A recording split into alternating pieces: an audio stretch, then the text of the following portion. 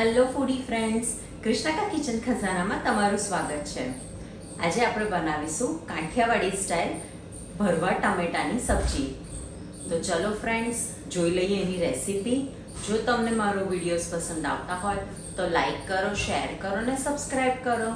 ભરવા ટામેટાની સબ્જી બનાવવા સૌથી પહેલાં મેં 250થી 300 ગ્રામ જેટલા મેં નાની સાઇઝના ટામેટાં લીધા છે. જો તમે નાની સાઇઝના ટામેટાં અવેલેબલ ના હોય તો મોટા ટામેટાં વચ્ચેથી હાફ કટ કરી અને તમે યુઝ કરી શકો છો.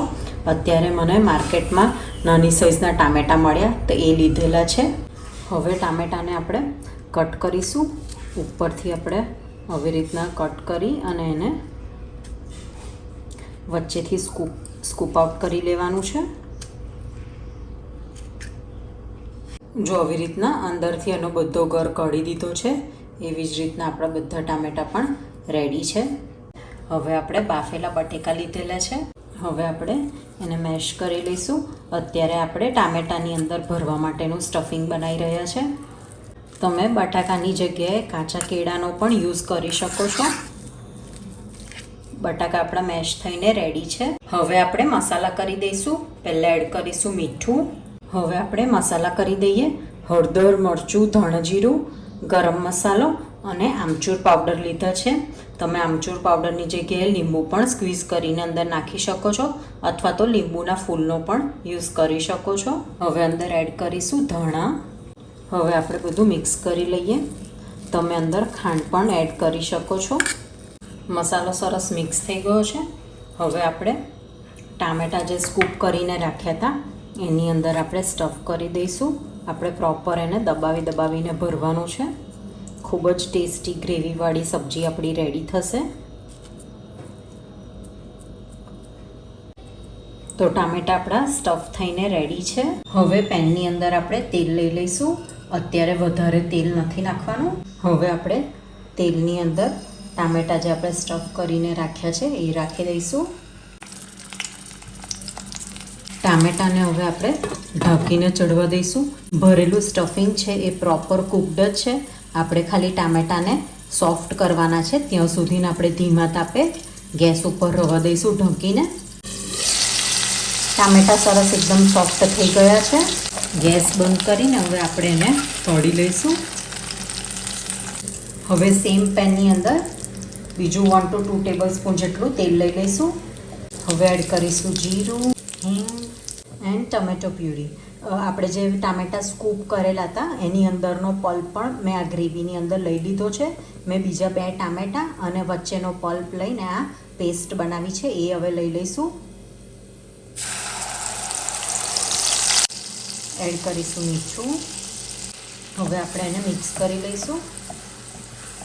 હવે લો ટુ મીડિયમ ફ્લેમ ઉપર ટામેટાને સહેજ સંતળાવા દઈશું. ત્યાં સુધીને આપણે એમાં એડ કરવાની એક પેસ્ટ બનાવી દઈએ. હવે એક બાઉલની અંદર આપણે 2 ટેબલ સ્પૂન જેટલું દહીં લઈ લઈશું. 1.5 ટેબલ સ્પૂન જેટલું આપણે બેસન લઈ લઈશું. એડ કરીશું લાલ મરચું. તમે લીલા મરચાંનો પણ યુઝ કરી શકો છો. ધાણા જીરું અને થોડીક હળદર. ગરમ મસાલો. તમે આ ગ્રેવીની અંદર આદુ અને લીલા મરચાંની પેસ્ટ પણ જ્યારે આપણે ટામેટાની પ્યુરી બનાવી ત્યારે એની અંદર એડ કરીને ક્રશ કરીને એની ખૂબ જ સરસ ફ્લેવર આપી શકો છો. હવે આપણે મિક્સ કરી દઈશું. દહીંની અંદર બેસન અને મસાલા આપણે એક પેસ્ટ બનાવવાની છે. હવે અંદર થોડુંક પાણી એડ કરીશું. એને સેમી લિક્વિડ બનાવીશું. હવે મિક્સ કરી લઈએ. અત્યારે ગ્રેવીની અંદર હું આ પેસ્ટ એડ કરું છું જેથી એક ટોટલી કાઠિયાવાડી સ્ટાઇલની ડિશ રેડી થશે. તમે જો પંજાબી સ્ટાઇલની આ સબ્જી બનાવવા માંગતા હોય તો તમે આ સેમ ગ્રેવી પણ એની અંદર કાજુ અને મગજતરી પલાળી અને એની પેસ્ટ કરીને પણ નાખી શકો છો. અત્યારે આપણે કાઠિયાવાડી ફ્લેવરની સબ્જી રેડી કરવી છે એટલે મેં આવી પેસ્ટ દહીંની બનાવીને રેડી કરી દીધી છે. ટામેટાં પણ સરસ તતડાઈ ગયા છે. હવે આપણે બનાવેલી પેસ્ટ અંદર એડ કરીશું. મિક્સ કરી લઈએ. આપણે આવી રીતના દહીંની અંદર બેસન એડ કરીને નાખવાથી દહીં ફાટી નહીં જાય. હવે જ્યાં સુધીને બેસન આપણું ચડી ના જાય ત્યાં સુધીને આપણે પ્રોપર એને ચડવા દઈશું. ગ્રેવીમાં તેલ સરસ છૂટું પડી ગયું છે. હવે આપણે અંદર એડ કરીશું ભરેલા ટામેટાં.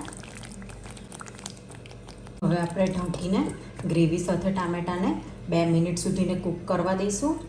તો રેડી છે કાઠિયાવાડી સ્ટાઇલની ભરવા ટમેટાની સબ્જી. આપણી સબ્જી રેડી છે અને સર્વ કરી દીધી છે. હવે આપણે ધાણાથી એને ગાર્નિશ કરીશું. આ સબ્જીને રોટલા પરાઠા સાથે તમે એન્જોય કરી શકો છો. તો રેડી છે આપણી ભરવા ટામેટાની કાઠિયાવાડી સ્ટાઇલ સબ્જી.